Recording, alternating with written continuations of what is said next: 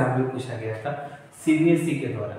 लेकिन ये प्रश्न आपको बिहार बोर्ड के बुक में भी देखने को मिलेगा। बिहार बोर्ड ने इसे 2011 में पूछा था। ठीक है, ये पॉलिनोमियल यानी द्विघात समीकरण का क्वेश्चन है जो सीबीएसई और बिहार बोर्ड दोनों को पूछे हुए हैं। तो उसी सवाल को देखते हैं।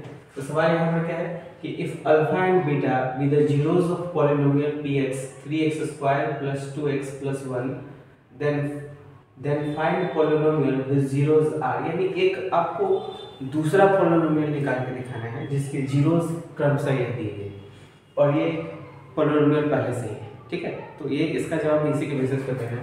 यानी अगर इसके जीरोज दूसरा पॉलिनोमियल हमें फॉर्म करना है, मान लेते हैं कि लेट fx एक हमारे पास पॉलिनोमियल होगा x²।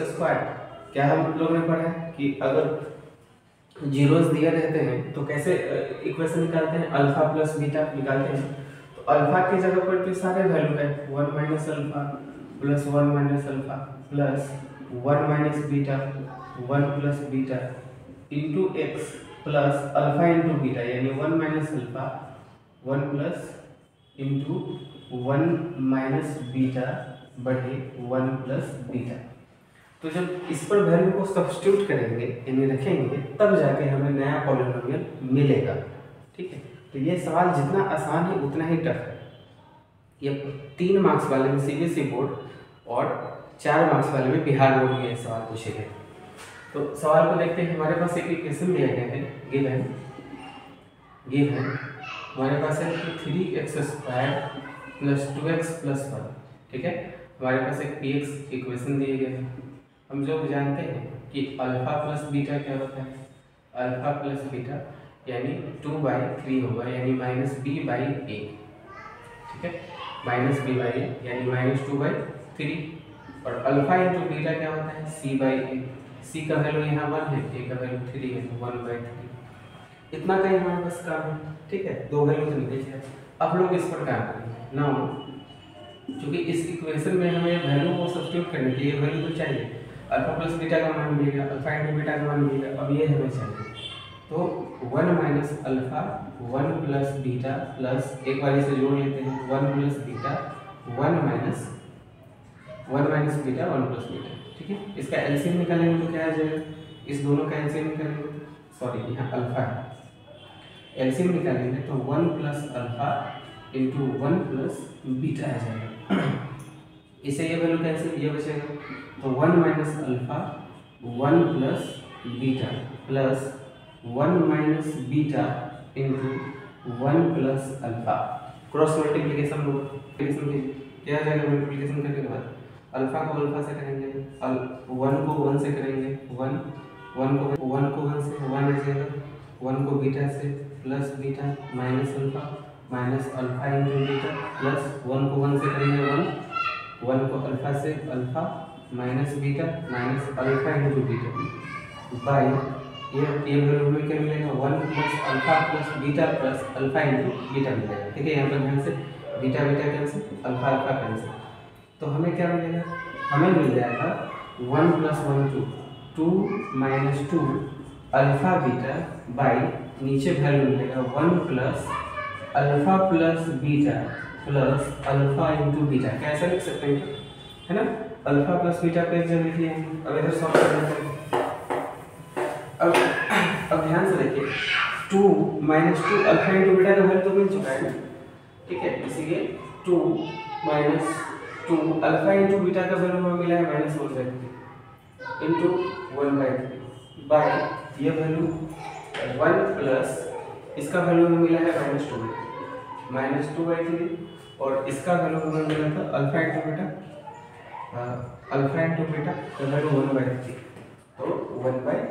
इस तरह से हमें सारे मान को निकालने के बाद क्या आ जाएगा, ये वैल्यू हमें मिल जाएगा 2 - 2/3 बाई इसके नीचे कुछ नहीं तो ये वैल्यू, इसका एलसीएम लेंगे 3 - 2 + 1 बराबर ऊपर में मिलेगा, ऊपर में क्या मिल जाएगा, ऊपर एलसीएम लेंगे तो आ जाएगा 3 × 6 - 2/3 बाई नीचे में 3 × 2 यानी 4 - 2/3 3 से 3 कैंसिल तो वैल्यू मिल जाएगा 6 - 4 और 4 में 2 कैंसिल, ये वैल्यू हमें मिल जाएगा 2।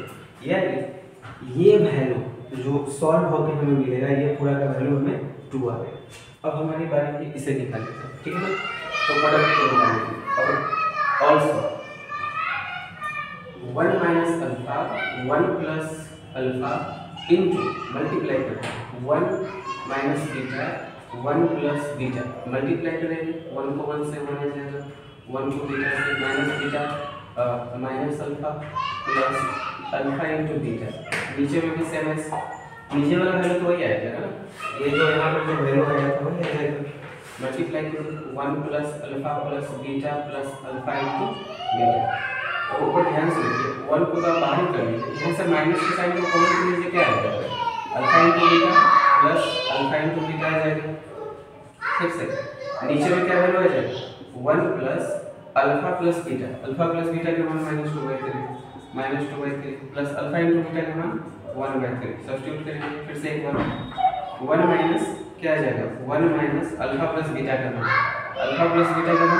-2/3 तो यहाँ प्लस 2/3 हो जाएगा प्लस यहाँ पर 1/3 मिलेगा बाय नीचे में 1 माइनस 2 नीचे में एलसीएम ले सकते हैं, नीचे में 3 मिल जाएगा। ठीक है नीचे में एलसीएम 3 आ जाएगा 3 माइनस 2 प्लस 1 ऊपर में भी एलसीएम लेंगे तो 3 ही मिलेगा, ऊपर में भी एलसीएम 3 प्लस 2 प्लस 1 बाय नीचे मिल जाएगा 4 माइनस 2 बाई 3 कैंसिल कितना मिलेगा 3 5 1 6 बटा 2 करके कितना आ जाएगा 3 आएगा।